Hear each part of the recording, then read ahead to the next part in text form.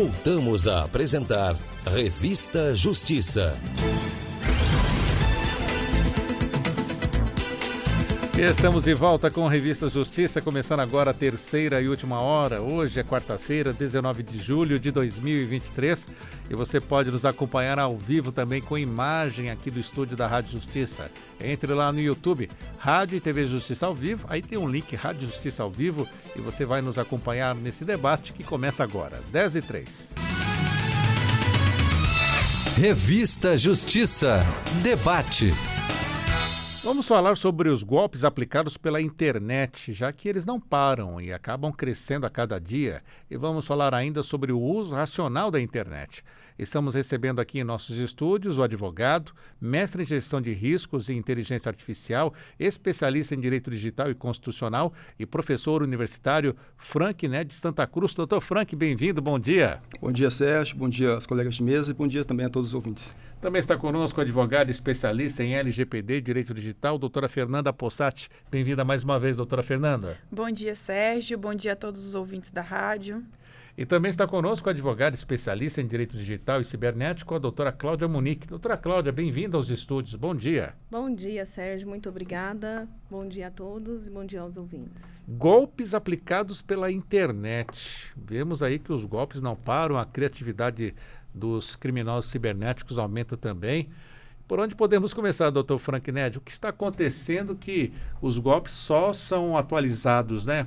Qual a introdução inicial o senhor faz sobre isso? Sérgio, na verdade, essa onda de golpes, ela já existe há muito tempo e o que houve com a pandemia gerou uma aceleração das pessoas cada vez mais acessando a internet. E com isso, consequentemente, o aumento dos golpes direcionado não somente a instituições financeiras, mas ao público em geral. E o uso cada vez maior da internet no celular hoje, que deixa de ser celular, né, para fazer ligação, isso também acaba aumentando a vulnerabilidade das pessoas, doutora Fernanda? Exatamente. Como você falou, hoje o nosso celular, ele faz tudo menos ligação, né? Que a gente menos faz é ligação. A gente faz compra pela internet, a gente faz pagamento pela internet, a gente trabalha pelo nosso celular e muitas vezes a gente não se preocupa com a segurança do telefone, em colocar um antivírus, em colocar uma senha mais segura e isso acaba trazendo uma maior vulnerabilidade para o nosso aparelho de telefone. E também a questão da desinformação do usuário, né, não estar antenado aos golpes, ou até mesmo quando a gente estava conversando um pouquinho antes de começar, a vulnerabilidade do usuário, né, em relação às redes sociais, em relação à internet, e também aos golpes que cada dia são aplicados de forma diferente. Né? Então, acho que a questão da falta de informação, juntado com a falta de segurança no aparelho de telefone, acarretam um maior número de golpes aplicados. Golpes que vêm dando bastante demanda para as advogadas desta área, né, doutora Cláudia? O que a senhora também pode falar sobre os golpes pela internet? Como a senhora vem acompanhando?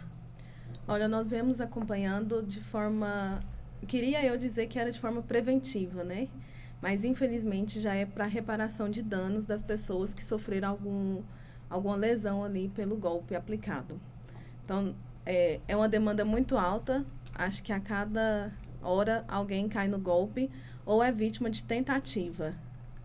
E o que falta nesse caso, doutor Frank Ned? Vamos começar essa análise. Falta uma educação melhor, um letramento digital, até como o senhor pontuou aqui, entre os tópicos que vamos tratar hoje?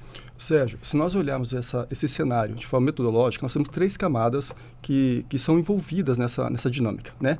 Primeiro, a adoção de tecnologias, como a doutora Fernanda falou. Então, ter um antivírus, ter cuidado no que navega. Então, essa é uma camada de tecnologia. Então, o cidadão, as pessoas, os usuários, precisam desenvolver o hábito de, além de confiar no próprio dispositivo, também adotar tecnologia de proteção. Essa é uma camada.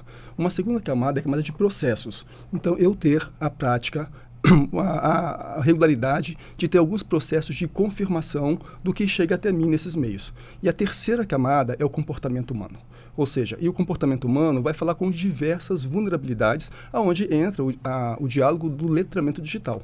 O letramento digital, então, não é somente você saber utilizar os dispositivos, mas é você também estar com a sua prontidão ao risco mais elevada, sabendo que a internet, tudo esse aparato tecnológico, traz uma série de benefícios, e é bom que assim seja, mas também tem uma série de riscos invisíveis.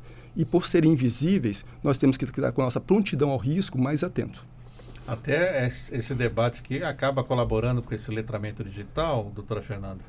Sim, exatamente. Eu estava ouvindo aqui, lembrando, eu atuo muito com treinamentos, né, corporativos sobre a importância da LGPD, e a gente vê que a grande maioria dos vazamentos de dados e outros incidentes que acontecem por falha humana. E o que seria essa falha humana?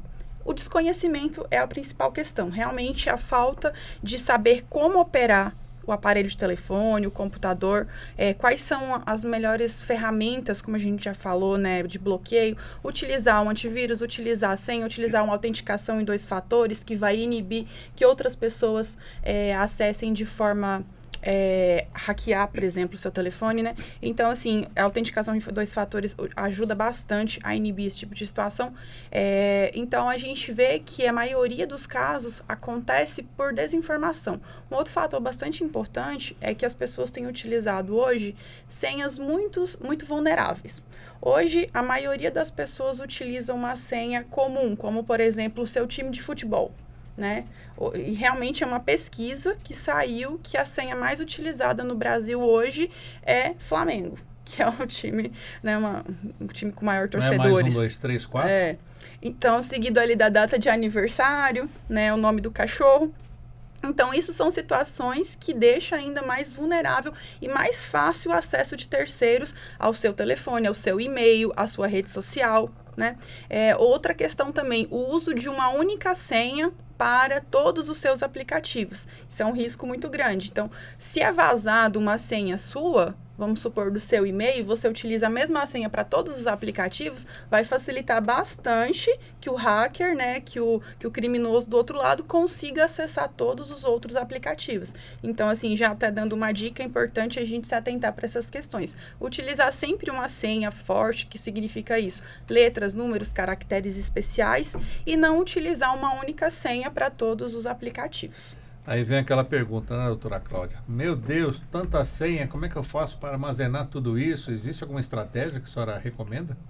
Então, hoje tem até um aplicativo que ele faz o gerenciamento de senhas, né?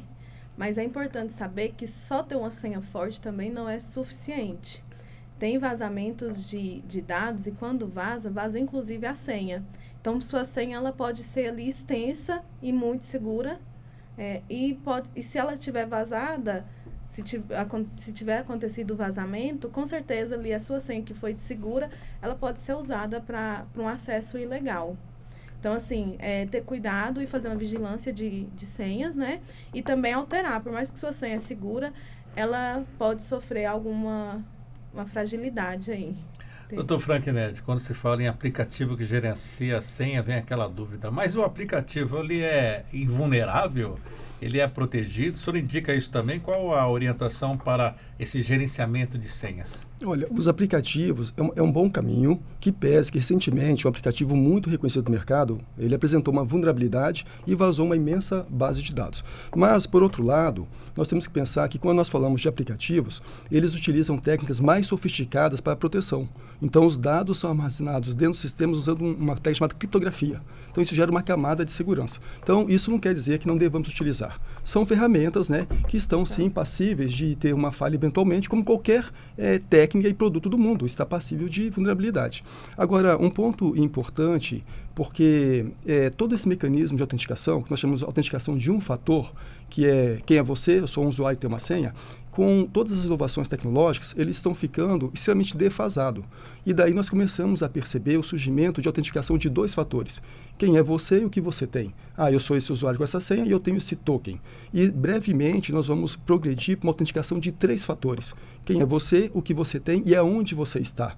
Então, dentro desses mecanismos, você começa a perceber o uso de inteligência artificial como reconhecimento facial, para você poder acessar o seu dispositivo. E é claro que o crime organizado é muito maleável, né? E ele também começa a lançar mão dessa técnica, poder fraudar essas camadas. Então, o fato é que isso é uma corrida de gato e rato. Você está constantemente achando soluções, protegendo, mas eu queria voltar a insistir que o principal elemento é a conscientização do usuário. Então, o usuário precisa ter uma postura de prontidão ao risco, de estar atento e muito desconfiado nesse mundo cibernético.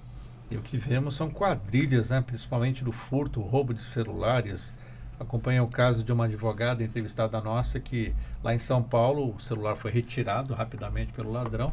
Quando ela foi ver, foi tomar conta, né? Foi ver o que havia acontecido, a conta da empresa dela já tinha sido limpa, a conta pessoal dela, algo muito rápido. E a gente fica sempre desconfiado. Parece que tem alguma ajuda externa também, alguém lá dentro das empresas de telefonia ou dos próprios bancos. Como a senhora avalia isso? Tem acontecido bastante, né? Tem até chamado do celular roubado, conta zerada, né? Porque além do prejuízo financeiro do seu aparelho de telefone, você também tem o prejuízo da sua imagem, porque a probabilidade da sua conta do Instagram ou outro aplicativo ser hackeada é grande, e ainda a questão da invasão aos aplicativos de instituições financeiras. E aí, né, a primeira pergunta é, nossa, mas como que ele conseguiu invadir o meu aplicativo do banco, se eu tenho senha, se eu tenho uma digital, né? Bom, existem mecanismos, ferramentas utilizadas também por esses criminosos que quebram essa barreira de segurança e conseguem ali redefinir a senha do seu aplicativo, invadem e conseguem fazer uma transação ali de Pix, né? Geralmente eles transferem para uma conta de um terceiro laranja, às vezes não laranja, né? Às vezes a pessoa também está pactuando ali, de forma muito rápida, né? Então, a doutora Cláudia até estava falando anteriormente sobre o MED, que é o Mecanismo Especial de Devolução previsto pelo Banco Central na resolução, onde fala que, identificado que aquela transação, aquele PIX, tem uma possível fraude envolvida, o banco ele precisa bloquear esse valor por até 72 horas. E esse bloqueio ele precisa acontecer de forma imediata. Então, se você sofreu alguma fraude financeira por meio de Pix, a primeira recomendação é comunicar imediatamente o seu banco, né, e o banco destinatário do valor, para que faça esse bloqueio imediato do valor.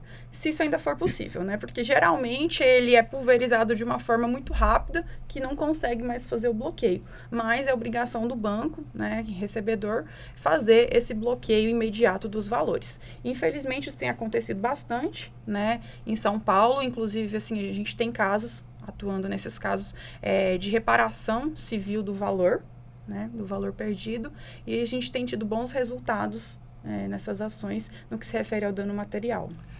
E como fazer contato com essas empresas, com esses bancos hoje, né? Tanto banco digital, tanto chatbot, né? Que você entra no WhatsApp, fica conversando com a máquina. A gente tem que ter uma listinha, então a senhora recomenda, doutora Cláudia, com os telefones desses bancos, quando eles disponibilizam esse contato? Assim, é muito difícil hoje falar diretamente com o humano, né? Quando acontece um incidente desse. Mas é possível ali tem o saque, né? A ouvidoria também, que você pode entrar em contato, ou pelo próprio chat do aplicativo. E aí você reporta o acontecimento, eles possivelmente vão passar para um humano, que até então é um atendimento com robô. E é importante, quando for acionar o banco, que tenha registrado o boletim de ocorrência, porque eles só podem bloquear com uma prova. E o boletim de ocorrência é uma prova ali do fraude sofrido, né? Porque já tivemos casos que a pessoa ela não juntou o boletim de ocorrência, tinha entrado em contato com o banco em 2 horas após perceber que realmente era um golpe. E que tipo de golpe era, por favor? Golpe do investimento do Pix. Conta pra gente esse golpe já, então. Hoje ele está... Olha, eu acho que está em 90% dos casos. Quando alguém tem um Instagram invadido, o pessoal usa ali a foto da pessoa, né, a imagem, e coloca até vídeos das pessoas e anuncia assim, olha, gente, eu estou muito feliz em compartilhar com vocês uma experiência positiva, tem dado certo, confia em mim, e é o investimento do Pix. Você investe R$300 e recebe 3.000. O que eu vejo que, igual os meus colegas estavam falando aqui, da vulnerabilidade das pessoas, né? Só que eu também analiso que os golpistas, eles agem com vários gatilhos. E a pessoa, por mais que ela assim, entre aspas, né, com todo respeito, estudada, que não são só leigos e pessoas frágeis ali que são vítimas dos golpes. Pessoas, assim, com conhecimento bom e caem no golpe. Mas por quê? Por causa dos gatilhos que esses golpistas usam. Ganância também, né? Assim, mas acontece que pensa comigo, você segue poucas pessoas no Instagram, são pessoas que você confia. Mas eles fazem anúncios, os golpistas também, né? Isso, mas aí o que acontece? Aí coloca lá, já tivemos advogados com a página invadida. E aí um advogado tem uma autoridade no meio dele. Sim. E aí ele coloca, olha, gente, dá certo, eu me responsabilizo. Coloca foto, coloca vídeo indo pra academia, vídeos que você postou ao decorrer desse tempo. Então eles usam ali a sua autoridade mesmo. Sim. As pessoas confiam em você, já teve experiência com o seu trabalho ou com você de vida. Tem uma pessoa, inclusive, que é da Igreja Católica e participa de tudo. E muita gente caiu, por quê? Porque a pessoa que eles confiam ali estava indicando o golpe, o investimento, né? Então, as pessoas fazem esse investimento, eles trabalham com o gatilho da urgência, necessidade, escassez, porque quando eles colocam lá a oportunidade do investimento, ele é uma única vez. Então, você tem que escolher bem o valor, porque você só pode investir nele daqui 30 dias. Então, é escassez, urgência, e aí a pessoa acaba investindo. Infelizmente, né, por isso que é importante a gente falar que esses investimentos, gente, não é real. Procure algo mais seguro para investir o seu dinheiro, porque não tem um retorno tão rápido também, onde que R$300 investido retorna 3 mil para sua conta em questão de 15 minutos. E eles são tão transparentes, entre aspas, né? Que eles colocam assim, olha, para dar certo, você precisa baixar o aplicativo, envia um link do aplicativo real, de investimento. Então, a pessoa que está fazendo ali, ela não tem elementos para saber que realmente é um golpe. Porque todas as estratégias que eles usam são reais. Acontece que o investimento após feito o Pix, ele não é. E nesse caso, a pessoa tentou fazer o contato com o banco? Isso, e aí ela não registrou o boletim de ocorrência e eu tenho um prazo para juntar o boletim de ocorrência para poder ter ou não o bloqueio, né? E não juntou. Então, ela perdeu ali o chamado. Essa pessoa fez R$10 mil. R$10 mil. Em regra, sim, maioria são R$1.000 desses investimentos, né? Mas nós já tivemos um caso essa semana de uma pessoa que fez R$30 mil. Aí você deve fazer aquela pergunta, mas como que você foi cair, não, então, né? Aí quando a gente vai cobrar um honorário, acha caro, né? Mas tem coragem de depositar R$30 mil. Para pagar o honorário já fica mais chorando, né? Isso. Mas, doutora Cláudia, a doutora Fernanda falou sobre o MED, é isso? Um dispositivo para bloquear. A senhora já teve sucesso fazendo a utilização desse MED para tentar ressarcir o prejuízo? Olha, para ser bem real, para falar bem a verdade, ele é um protocolo que o Banco Central fez a orientação, até por causa das responsabilidades que estavam tendo em face dos bancos quando tinha esses incidentes de golpe, né? Do golpe Pix. Então, foi um protocolo de defesa ali. Acontece que o pessoal, quando eles recebem esse valor, o valor não fica na conta. O que eles podem bloquear por esse MED é o valor que foi feito daquele depósito. O que a gente tem pedido é que bloqueie todos os valores, porque a pessoa, quando recebe um valor, ela não recebe só aquele, ela está recebendo vários valores naquela conta. E já tivemos estorno aí no R$1.000 era o prejuízo e estornaram R$10. Bloquearam e estornaram, só que não estornaram tudo. E se o banco ele tem um prazo de resposta, que é até 7 dias, alguns bancos costumam prorrogar um pouco até 10 dias, só que aí eles também respondem pela omissão. Caso essa resposta não venha, que eles têm a obrigação, né? E aí por isso que pode vir ter a responsabilidade judicial. Doutor Frank Neto, o senhor tem experiência também em segurança bancária, né, relacionada aos dados, ao todo o sistema financeiro.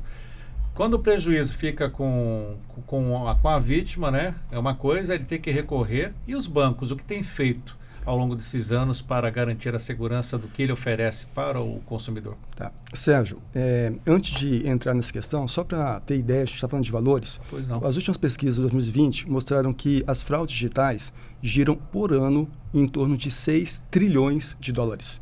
Isso corresponde mundialmente. Isso corresponde, se fosse falar em economia mundial, a uma terceira economia mundial, somente atrás dos Estados Unidos e da China. Por que isso? Porque vem aumentando, como a gente aqui está conversando. Então, a solução, e eu não diria a solução, o enfrentamento dessa questão envolve 3 grandes atores. O Estado, fazendo políticas, não só políticas em termos normativo, mas também políticas públicas, né? A iniciativa privada e a sociedade. Esses 3 atores têm que agir e com um certo equilíbrio para poder conseguir dar frente a todas essas inovações de golpe. E nesse sentido, as instituições financeiras têm equipes especializadas que diariamente, constantemente, fica acompanhando e monitorando as novas práticas delituosas e aprimorando seus sistemas. Então, por exemplo, os bancos, antes de termos todo esse mundo digital, nós tínhamos as câmaras de compensação.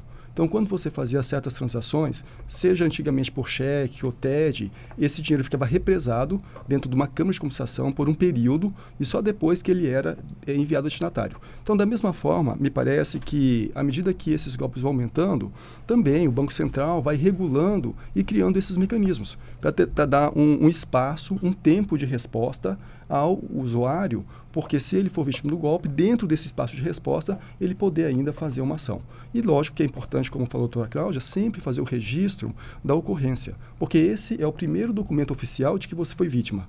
Mas mais do que isso, o Brasil tem legislação que fala que toda cidade, todo município tem que ter uma delegacia de enfrentamento de crime cibernético. Isso não aconteceu ainda. Mas como que isso vai acontecer? À medida do momento que você começa a fazer registro, você começa a gerar estatística. E com a estatística você começa a pressionar a estrutura Estado para poder implementar. Porque hoje as nossas delegacias, em geral, não são especializadas. Então, muitas vezes você chega lá com o registro, ele faz o registro, mas ele não tem recurso para poder dar continuidade, por exemplo, numa investigação. Né? Então, esses três mecanismos, Estado, sociedade e iniciativa, têm que trabalhar de forma articulada. Eu posso só fazer um adendo. Ele falou, é muito importante, né, essa conscientização também da Polícia Civil nesses casos. Né? Nós tivemos um caso antes de ontem que a vítima chegou na delegacia falando da ocorrida e falou assim, olha, tem vítima? Vítima real? Tem risco de morte? Então, não é aqui que você tem que vir. Então, assim, a vítima, ela se sente jogada. Aqui no DF, isso? Não, não foi no DF, foi no Pará. Então, assim, a vítima, ela não tem um amparo. E como que quer responsabilizar alguém, sendo que nem a polícia está ali para auxiliar ou dar uma orientação, né? E aí falou para ela que não era ali que ela deveria ser atendida e que se ela tivesse interesse, podia procurar a delegacia online para registrar a ocorrência. Então, assim, essas vítimas, elas estão se sentindo hoje desamparadas e é por isso que tem aumentado cada vez mais esses ataques. Eu também tenho uma questão para comentar, que eu teve um cliente que caiu no golpe do empréstimo falso, né? Empréstimo consignado falso, no valor de R$20 mil. E aí eu entrei em contato com a Delegacia de Repressão aos Crimes Cibernéticos e a informação que eu tive é que somente é tratado nessa delegacia crimes com valores acima de 60 salários mínimos. Qualquer outro valor deve ser tratado na Polícia Civil de forma geral, não específica, né? Então, assim... Aqui também no DF, não? Foi no DF aqui, exatamente. Aqui no Distrito Federal nós temos uma delegacia da Polícia Civil de repressão ao crime cibernético, e aí eu tive essa informação. E aí, assim, corroborando com o que o colega falou, realmente nós temos uma delegacia especializada, mas ela só atende crimes acima de 60 salários mínimos. Ou seja, um valor de R$20 mil, que eu considero um valor alto, né, para uma fraude. Aliás, R$100 que você perdeu são R$100 seus que você trabalhou muito para aquele dinheiro, né? Então, talvez centralizar tudo numa delegacia especializada, é possível ter mais recursos, mais estratégias para investigar. Porque, como o colega trouxe também, um número elevadíssimo, realmente é um faturamento bilionário, né? Vindo dos crimes cibernéticos. Então, o enfrentamento, ele realmente deve ser de uma forma mais específica e mais estratégica. E como é esse crime aí do empréstimo consignado? Então, o empréstimo consignado ou a quitação de uma dívida. Você recebe por meio de WhatsApp, de uma ligação, né, um contato de uma corretora ou de um banco, oferecendo comprar a sua dívida de outro banco. E eles sabem todos os seus dados, né? Eles sabem todos os seus dados. E aqui é um fato importante a gente lembrar que a compra da sua dívida nada mais é do que a portabilidade do seu débito de um banco para o outro. Isso é possível e isso é regulamentado pelo Banco Central, né? Só que isso é feito como? Você tem interesse em fazer a portabilidade para outro banco, os bancos se comunicam. Você não vai fazer o pagamento para um banco e para outro banco, não. Os bancos se comunicam, um banco transfere a dívida diretamente para o outro. No golpe, o que acontece? O suposto banco entra em contato com você, fala, olha, você tem uma dívida de R$50 mil, eu tenho uma taxa de juros muito menor, consigo fazer a sua dívida de R$50 mil, caiu para R$30 mil. Quer fechar comigo? A pessoa, poxa, eu vou economizar R$20 mil, vou fechar. Negocião. Aí, beleza, você passa os seus documentos para ele. Nesse caso, foi tão sofisticado, né, desse cliente que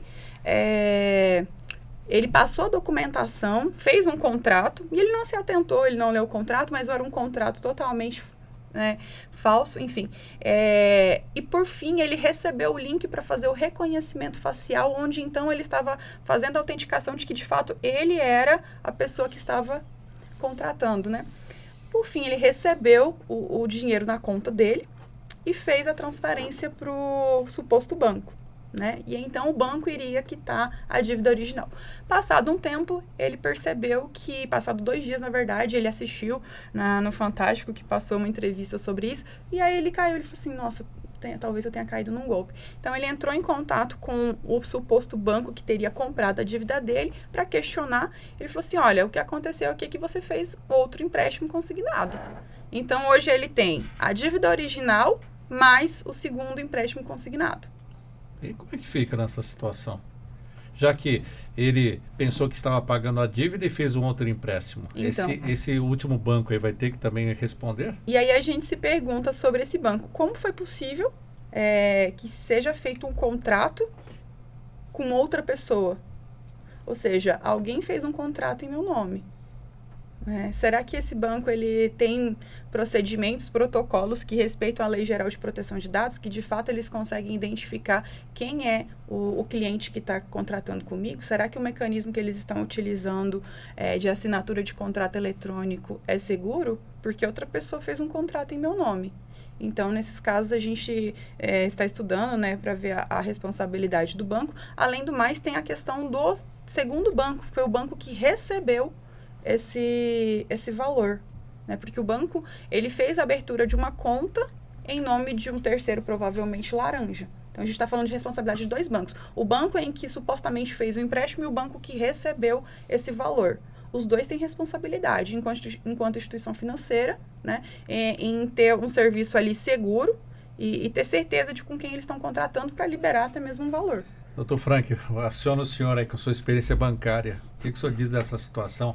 A responsabilidade dos bancos. Olha, é uma situação que não é fácil, porque há aí, me parece, aparentemente, uma falha no que nós chamamos de autenticação positiva, que é você, de fato, ter mecanismos para verificar se aquele contratante realmente é ele. E isso é difícil, quer dizer, não é difícil, né? Mas isso gera uma complexidade, porque nós, infelizmente, e o Brasil, infelizmente, lidera esse cenário com grandes vazamentos de dados, mas principalmente vazamentos de dados que estão sob a tutela do Estado.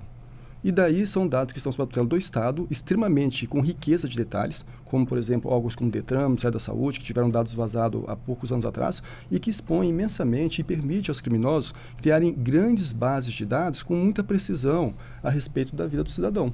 E lógico que eles utilizam isso para poder criar um perfil falso e os bancos, dentro dos mecanismos que têm para autenticação positiva, e no qual o cidadão está acostumado a lidar no dia a dia, torna então toda a cadeia vulnerável. Por isso que eu sempre insisto nessa ideia do letramento digital, que ele não se aplica somente às pessoas com pouco esclarecimento. Porque, veja, o Brasil esse ano aprovou uma norma que é o Programa Nacional de Educação Digital. Esse Programa Nacional de Educação Digital ele tem 4 pilares e entre os pilares ele envolve a questão de efetivamente nós temos uma disciplina de formação das pessoas. Aqui nós temos advogados, jornalistas, né? Eu tenho quase certeza que na formação dos senhores vocês não tiveram uma cadeira de digital, de mundo digital. Então, esses ajustes para poder preparar uma sociedade, gerar campanhas, ações como programas como esse, onde debate o tema e busca levar esclarecimento, conscientização, é fundamental como um elemento de enfrentamento, né? Doutora Cláudia, mais golpes aí para alertar o nosso ouvinte. Qual que a senhora cita para nós? Olha, o que nós temos acompanhado muito hoje é a invasão ao perfil do Instagram, né? E como que a pessoa consegue ali? Porque tem gente que fala assim, mas eu tenho tão pouco seguidor que eu não me importo ali de ter a minha conta invadida ou não. Só que isso traz um prejuízo para terceiro, para os seus amigos, né? Como a gente já comentou aqui. Então, um alerta que fica, que a gente tem percebido muito, é criação de perfil fake, que manda links maliciosos. Igual teve uma loja aqui de Brasília, que mandou uma promoção de biquíni para clientes. Então, criaram uma página fake, foi ali nos seguidores do perfil e mandava, olha, vimos que você gosta da nossa loja, acompanha, queremos agradecer e aqui está o seu cupom de desconto no valor de 70%. Quando a pessoa aceita o cupom, ela tem o perfil invadido. E a partir do perfil invadido está o anúncios de imóveis, que o pessoal começa a utilizar o perfil para isso, né? Sabe aquele anúncio assim, olha, gente, vou anunciar aqui, tem 2 amigos mudando, um casal querido, e queria anunciar aqui uma cama pouco usada, R$1.000. Às vezes a cama vale R$4.000. Uma televisão aí, olha, valor R$800. Videogame. Então, todos esses anúncios, assim, vê realmente se é alguém que está vendendo, porque tem muitas vítimas nesse sentido. Ficar alerta também, que eu vi que está em alta aqui em Brasília hoje, é a questão do aluguel. Como assim, do aluguel? Você vê um anúncio na OLX, pode falar, né? Pode. Porque é um que está com muita uma incidência. plataforma, né, muito utilizada. Inclusive, agora há pouco falamos sobre a questão de venda de veículos, né? As pessoas caem em golpes. Tem a compra de veículos e tem a do aluguel. Você pesquisa ali um imóvel para alugar na OLX. E aí a pessoa faz o quê? Olha, você quer visitar? Vamos marcar então marca um dia, agenda um dia. A pessoa vai lá e visita. Teve um caso desse aqui no Sudoeste. A pessoa foi ficou agendada para fazer a visita.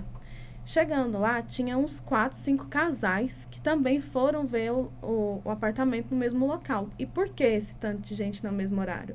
Outro gatilho que eles usam. Olha, se você não fizer, você viu que tem gente interessada. Então, são vários gatilhos de urgência e necessidade, né? E escassez.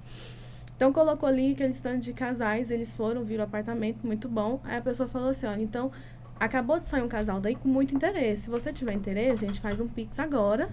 Porque a pessoa viu o anúncio, viu o apartamento e está falando com a pessoa e viu que tem gente interessada. Então, ela tem que fazer um Pix aí do calção para assinar o contrato no próximo dia útil. A maioria dessas visitas, quando acontece dessa forma, são finais de semana. Porque o cartório não está aberto para autenticar uma assinatura. E aí, a pessoa fez o calção de 3 aluguéis. Uau! Antecipado. E os outros casais, a maioria também fez nesse dia. E então, assim, ficar atento, porque as pessoas colocam realmente para ver. Mas, gente, se for fazer algum calção ou um Pix para segurar ali aquela oportunidade, que faça pessoalmente, com dia útil, após a assinatura do contrato, porque tem muitos oportunistas nesse sentido. E verifique quem está sendo favorecido no Pix. Então, isso, e aí eles mandaram, inclusive, falando assim, olha, o meu marido, os dados do meu marido, colocaram, inclusive, um policial daqui do DF como marido, proprietário do apartamento. E aí, assim, cria uma credibilidade, a narrativa, ela é muito assertiva, né?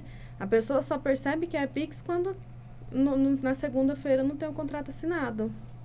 E nesse caso ainda há um esquema que ele sabe até onde fica a chave para a alocação desse apartamento? Nesse caso que eu estou falando, era de uma imobiliária. Então, a porteira, ela tinha a chave ali na recepção. Como a imobiliária não acompanhou, mas a pessoa liga falando quem que vai visitar o imóvel. Falou no nome da imobiliária. Mas acontece também igual casa particular. A pessoa coloca para alugar e aí essa golpista entra em contato com o proprietário e fala assim, olha, eu vou falar aí para um casal ou conhecido e visitar, você não fala nada de aluguel e nem que é seu, porque senão ele é muito sistemático. Cria toda uma narrativa também com o proprietário e a pessoa vai, faz a visita, vê que é real, acredita ali na possibilidade do aluguel, né? Aí, em regra, esses aluguéis, quando são anunciados assim, é questão de oportunidade mesmo. Então, tá sempre com um valor abaixo. Mesmo o roteiro, então, para a venda de carro, né? Isso. Então, assim, ficar atento, né? Porque não basta só visitar o local. Tem que ir mais a fundo nessas questões. Uma questão que a gente observou nesse sentido, quando o perfil da OLX, para você saber se é um golpista ou não, em regra, eles estão usando perfis novos. Então, por exemplo, anunciou ali em abril ou em junho, vamos colocar mais atual, né? A conta também foi criada naquele mesmo mês. Então, é uma forma de verificar, né? Se aquele perfil de anúncio no OLX ele é novo, possivelmente, se está trazendo uma oportunidade boa, fique mais atenta ainda. O que podemos complementar nessa orientação ao nosso ouvinte, o Dr. Frank? Porque A pressa, né? Temos que observar a pressa, aquela coisa de perder a oportunidade, a questão do fim de semana, o veículo, o golpe com os veículos parece que segue no mesmo roteiro, né? Veja, Sérgio, dentro dos vários exemplos que aqui foram apresentados, sempre me parece que um ponto central é a questão da oportunidade por um preço diferente do mercado. E isso, as pesquisas vêm indicando isso, e recentemente, há cerca de 10 dias eu voltei da Suíça, eu estava no projeto de pesquisa lá, e quando a gente tem um país extremamente desigual, e eu quero falar isso por essa razão, onde você tem uma desigualdade tão imensa, as pessoas ficam mais propensas. Desigualdade financeira, social, né? Social. Financeira, social. As pessoas ficam mais propensas e vulneráveis a essa questão da oportunidade. Porque a desigualdade é tão grande que qualquer oportunidade que a pessoa poderia ganhar algo, ou não ganhar, ou perder menos, a pessoa pensa ou tenta se agarrar àquilo. E isso não envolve só a questão desses exemplos que aqui foram tragos, mas também o desemprego. A pessoa está desempregada, de repente recebe uma mensagem falando, olha, você tem aqui um trabalho online que você pode começar a receber um dinheiro, e isso são quadrilhas estruturadas. Então, ele faz o trabalho por um dia, 2 dias, recebe um valor pequeno, recebe R$100, 200, 300, e ali começa a criar o ambiente do que nós chamamos da engenharia social. A pessoa vai ganhando confiança naquilo e chega um momento que o pouco recurso que ela tem, achando que, de fato, a questão toda é séria, ela investe aquele recurso. E aí caiu no golpe. Então, veja que essa desigualdade social, ela cria um cenário muito fértil para que a população, em geral, fique vulnerável a esses golpes, né? Doutora Fernanda, temos toda essa questão, né, essa engenharia social, e as pessoas reclamam muito, por exemplo, tem a conta do Instagram invadida, por exemplo, aí começa a aparecer lá nos stories essas vendas de bens abaixo do valor, né? Até já conheci algumas pessoas que caíram nesse golpe. Mas a reclamação maior é a demora para que essa conta seja suspensa até a verificação dos fatos, né? Uhum. Assim, sobre tudo que foi falado aqui, tem até um jargão que é muito famoso. Não existe jantar de graça, então eu acho que a gente precisa começar dali. Tudo que é uma promoção que te enche os olhos de uma forma muito diferenciada, você ganhou uma viagem, você ganhou um jantar, você ganhou um desconto, clique aqui. Tudo isso que brilha demais os olhos, assim, já é algo que você precisa ter uma atenção redobrada, né? Urgência, necessidade, somada à questão de um alto desconto que você vai ter ou uma grande vantagem, não existe. Mensagem SMS dos seus pontos da Livelo irão expirar. Gente, isso aí é link malicioso. Sim, agora recebi. A gente... E a quantidade de pontos lá em cima, lá em cima, né? A pessoa 100 mil pontos. Gente, eu nem tenho mais cartão de crédito, né, desse banco específico. E eu recebi aqui 100 mil pontos irão expirar. Eu falei, gente, 100 mil pontos de quê? Então, assim, isso é comum. O golpe do emprego da Amazon. Outra questão que agora é importante. Golpe de emprego, esse golpe? O golpe do emprego. A gente vê anúncio até no Instagram. Uma pessoa me procurou, assim, a gente acabou não finalizando, né, o contrato, mas ela perdeu 30 mil reais. Como? Exatamente como o colega estava explicando. Entraram em contato, oferecendo o serviço como vendedor, e é uma espécie de jogo, digamos assim, que você vai subindo o nível, né? Você começa, olha, para você trabalhar aqui você precisa depositar tanto, né? E aí você vende e você vai ganhando. E a pessoa começa com valores pequenos, justamente para ganhar a confiança.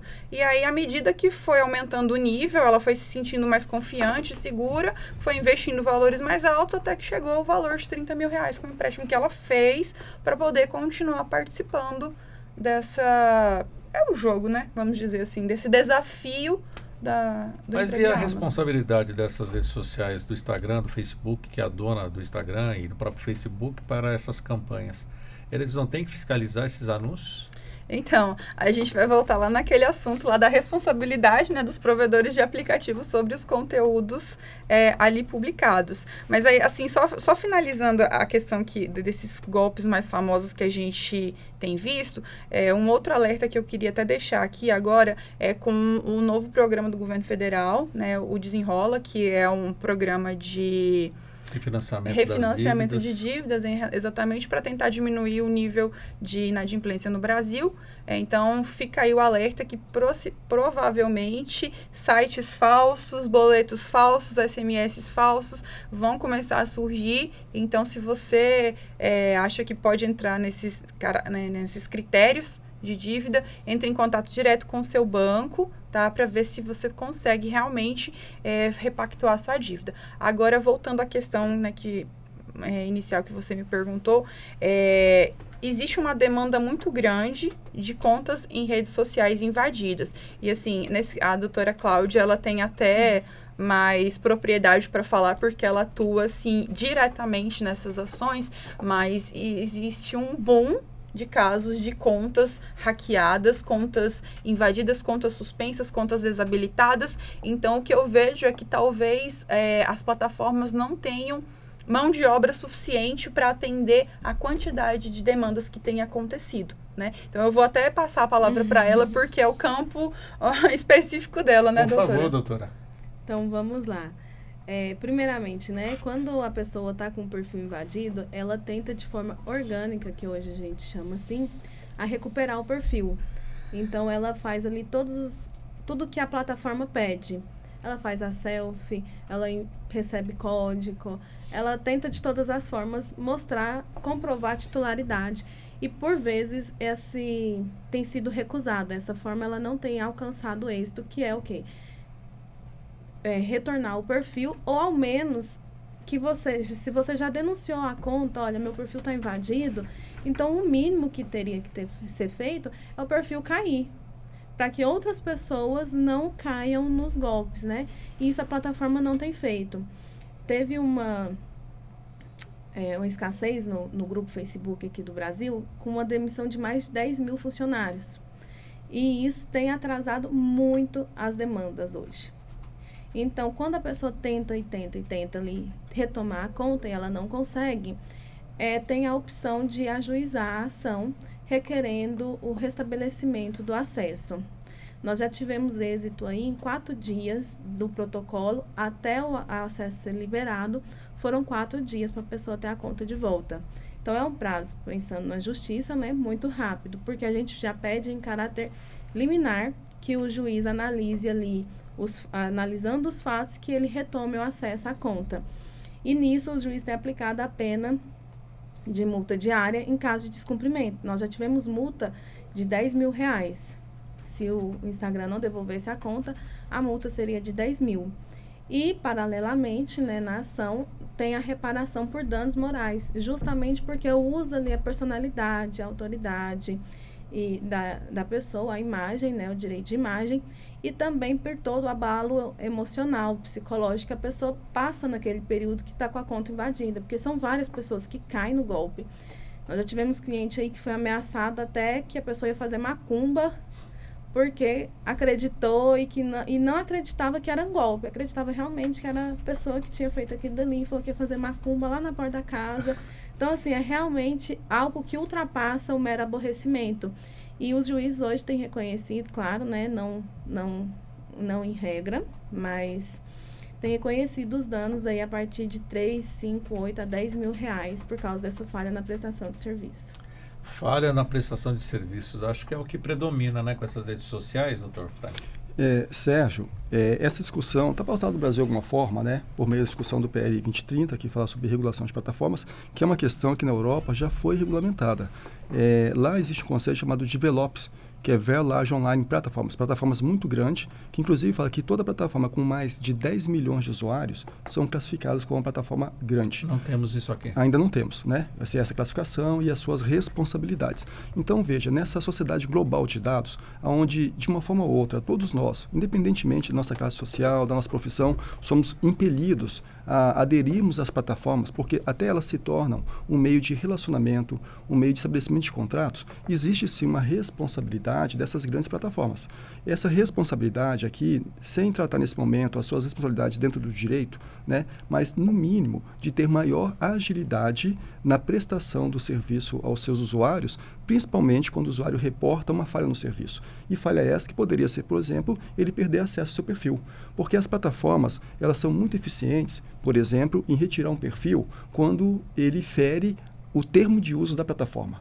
Então, se você faz alguma coisa que você feriu o termo de uso da plataforma, rapidamente ela retira o seu perfil do ar e depois é uma luta para você resgatar. Mas ela não tem a mesma agilidade quando o usuário é vítima de uma fraude. Então, eu penso que dentro das dimensões de responsabilidade, uma que deveríamos ter talvez especial atenção é ter mais agilidade, né? E existem mecanismos automatizados para isso, para poder dar uma assistência a esse usuário que pode estar numa situação de fraude.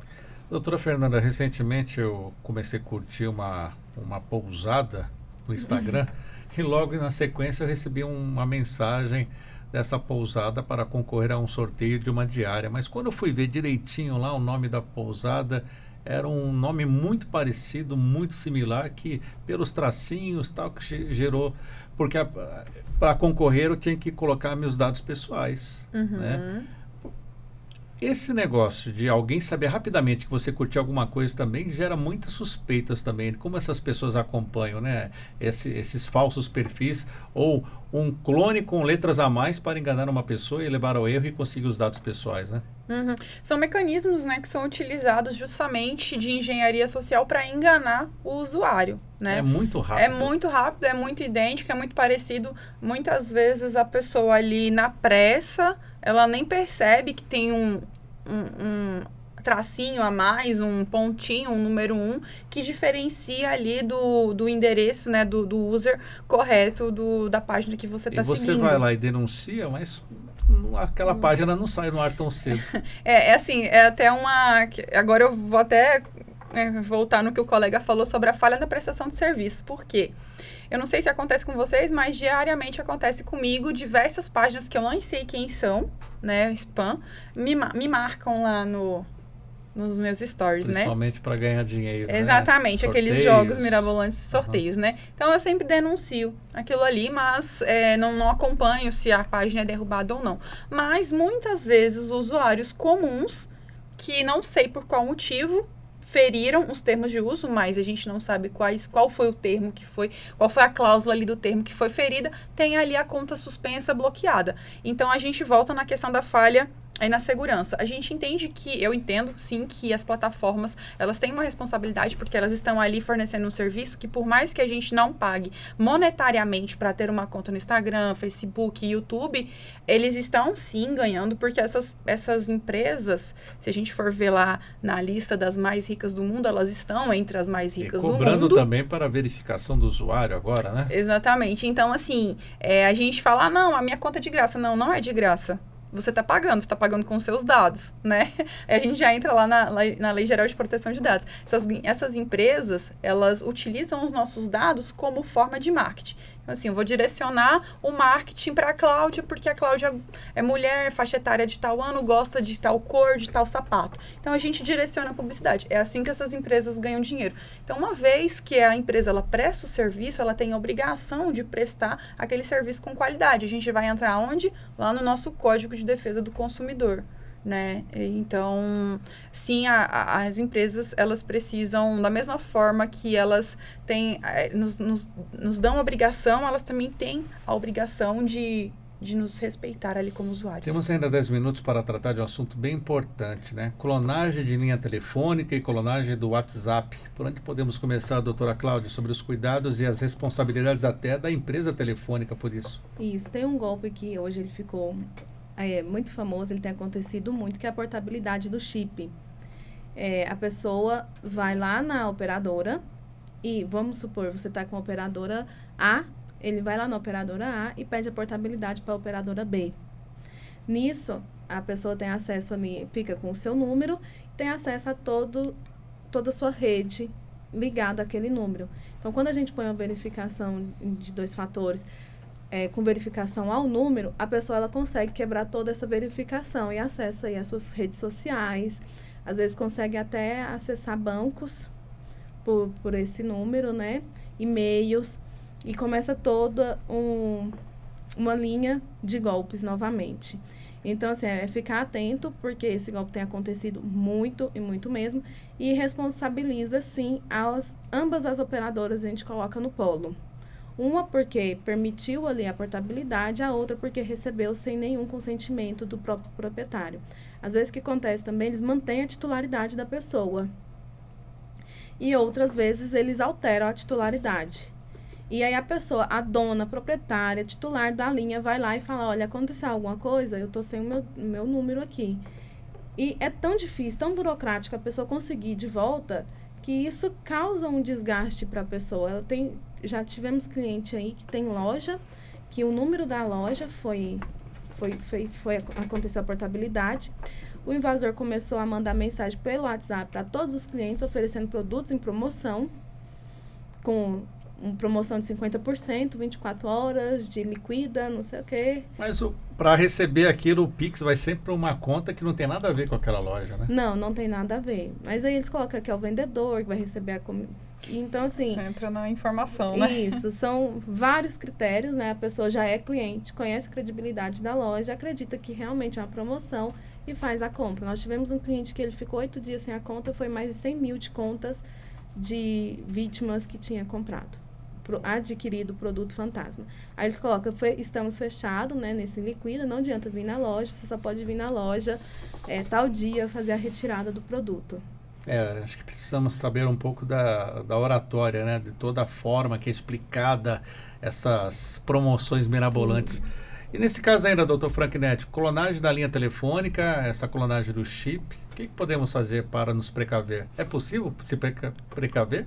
Olha, você pode adotar mecanismos, né, como a professora Cláudia falou, de autenticação em 2 fatores. É uma barreira que pode dificultar isso.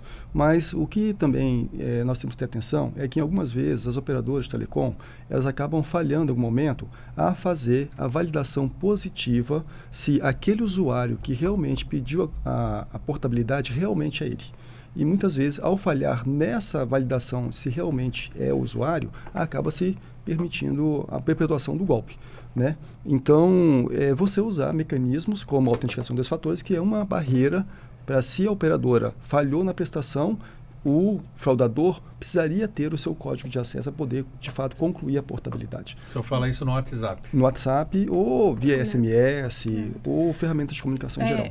Assim, só corroborando aqui a questão da autenticação em 2 fatores. A autenticação em 2 fatores é um segundo código que você precisa inserir para você acessar aquele aplicativo. Pode ser o WhatsApp, pode ser o seu e-mail, pode ser o seu Instagram, seu Facebook, né? E aí o mecanismo de autenticação em 2 fatores, ele pode ser por meio de SMS, por meio de e-mail, né? Ou por um outro aplicativo próprio. O SMS acaba sendo tiro no pé. Exatamente, é isso. Porque onde a gente ia chegar. É o golpista que vai receber. E se ele invadir seu e-mail? Vai chegar lá também. Então, hoje, a forma mais segura de você utilizar a autenticação em 2 fatores é você tendo um aplicativo próprio para isso. A gente tem alguns no mercado de forma gratuita que oferecem esse serviço. São confiáveis? O Google pode falar? Sim. Então, hoje a gente tem o da Google, né, que ele é gratuito, ele é confiável. Então, a gente sempre sugere que utilize a autenticação em 2 fatores e que utilize por meio de aplicativos que geram códigos simultâneos. Então, se você vai acessar o seu aplicativo, ele não vai te pedir para você digitar um código, porque os aplicativos estão conectados e gera ali simultaneamente aquele código, né? Então, sempre utilizar o código de autenticação em 2 fatores por meio de um aplicativo. E a segunda questão, só também concluindo a questão da portabilidade, que é, uma vez que a pessoa consegue ter acesso à sua linha telefônica, ela tem acesso a tudo seu, aos seus contatos, ao seu WhatsApp, às suas redes sociais e talvez até às suas instituições financeiras que estão instaladas no seu telefone. Então, você perde totalmente o controle sobre tudo. A pessoa precisa de um número novo até conseguir restabelecer o acesso, que, como a doutora falou, às vezes pode demorar mais. O prazo que eles pedem é de 5 dias úteis. Então, assim, durante 5 dias, o prejuízo financeiro, de imagem, quanto que esses criminosos já não conseguiram, né, arrecadar ali de forma ilícita. Infelizmente, nosso tempo está acabando. Quero partir para as considerações e conselhos finais para os nossos ouvintes sobre os golpes aplicados pela internet. Começo agradecendo a doutora Cláudia Munique, advogada especializada em Direito Digital e Cibernético. Doutora Cláudia, obrigado por estar conosco. Muito obrigada pelo convite. Espero que os ouvintes fiquem atentos aí. E é um caminho de aprendizado, né? Todos os dias nós estamos aprendendo e tentando prevenir, como o doutor falou. É questão de cultural mesmo, né? De começar a ensinar as crianças para que eles se tornem adultos mais desconfiados. Com certeza. Agradeço também ao Dr. Frank Netti Santa Cruz, ele que é advogado, mestre em gestão de riscos e inteligência artificial. Inteligência artificial dá um outro programa para a gente convidar o senhor, especialista em direito digital e constitucional e professor universitário. Dr. Frank, obrigado. Sérgio, eu finalizo assim com 2, talvez, pontos de reflexão, né? Por exemplo, eu pessoalmente tenho a prática, eu tenho um outro aparelho que é destinado a minhas aplicações bancárias, que inclusive eu nem ando com ele no dia a dia. Né? E no meu aparelho eu tenho uma outra conta virtual com pouco dinheiro. Basicamente, é triste falar isso, mas o dinheiro é para o golpe. Então eu separo esse universo. Mas de toda forma, para terminar assim com uma mensagem otimista, é importante nós sabermos que o Estado ele vem se movimentando. Nesse exato momento, por exemplo, nós temos no Congresso um projeto de lei 4939 que busca regulamentar a prova digital. Né? Nós temos ações acontecendo, tentando organizar esse mecanismo. Nós temos os bancos atuando fortemente, tentando gerar uma segurança. Então veja que o que nós temos de arcabouço, de Estado, instituições, eles estão tentando melhorar e assim é a vida. Né? Os golpistas vão atuando e as instituições vão se aprimorando. O grande problema é que a velocidade do golpista é muito maior do que a velocidade das instituições. E daí, nesse sentido, eu volto no ponto de cada dia mais estarmos atentos, né? Para podermos, então, termos recursos. Agradeço imensamente a oportunidade de debate, cumprimento as colegas e estou à disposição. Rapidamente, então, se eu for desse segundo celular, e nesse que a pessoa vai usar para se proteger do golpe, ele tem o que ali? Tem uma rede social, tem um WhatsApp, o que o senhor coloca? Esse segundo celular que eu tenho basicamente aplicativo bancário, um celular que eu iria descartar porque já não me atende mais no meu dia a dia, eu mantenho ele para o banco e ele é a partir dele que eu faço as minhas transações, né? E ele fica em casa, fica no escritório, eu não importo ele no dia a dia. E no meu, do dia a dia, eu tenho também uma outra conta, mas uma conta com valor mínimo, com eu faço transações rápidas. Então, essa é uma forma, porque nós temos o furto, como foi comentado aqui, alguém que rouba seu celular, furta, enquanto você está distraído, então você já minimiza esse risco. Muito bem. Agradeço também a doutora Fernanda Possati, advogada especialista em LGPD, Direito Digital. Doutora Fernanda, obrigado. Eu que agradeço mais uma vez a participação, agradeço aos colegas, foi um excelente bate-papo, agradeço aos ouvintes e gostaria de deixar como mensagem final a importância da gente estar sempre atento e não acreditar em tudo que chega para a gente, todo o SMS, toda a mensagem de WhatsApp, toda a corrente que chega ali. Não existe jantar de graça, então promoções mirabolantes não existem. Na dúvida, se ficou curioso, entre em contato pelo telefone oficial da empresa. Se você recebeu algum tipo de boleto, entre em contato com a instituição que está te mandando o boleto, confere, verifica se no boleto tem lá o QR Code, porque hoje os boletos vêm com o QR Code, confira o destinatário, né, do valor. Então, esteja sempre atento, tome essas atitudes realmente preventivas, né? Porque a prevenção é sempre o melhor caminho. Muito bem. E recentemente as pessoas reclamavam que recebiam boletos de uma operadora de telefonia cobrando uma conta telefônica e a pessoa nem tinha mais conta, não tinha nem linha telefônica. Então tem que ficar atento porque quando foi fazer o pagamento do boleto, o banco fala, olha, o pagamento vai ser dirigido a tal pessoa. Exato. Aí quando foi ver, era uma pessoa física, não era nenhuma empresa. Exatamente. Muito bem, obrigado aos nossos convidados, obrigado a você que nos acompanhou com imagens aqui pelo YouTube, você que está aí no FM 104,7. O Revista Justiça de hoje vai ficando por aqui. A apresentação e edição de Sérgio Duarte, a produção de Leandro Bezerra, os trabalhos técnicos Luiz Alves, programação musical Josemar Fernandes, coordenação de jornalismo Bárbara Michelini, Secretaria de Comunicação Social Supremo Tribunal Federal. E essa entrevista vai estar disponível também para você ver quando quiser lá no YouTube e você pode acompanhar lá Rádio e TV Justiça ao vivo, o canal do STF da Rádio e TV Justiça no YouTube. Vem agora Ariana Fonseca, mais um entretexto. Um ótimo dia para você e até amanhã.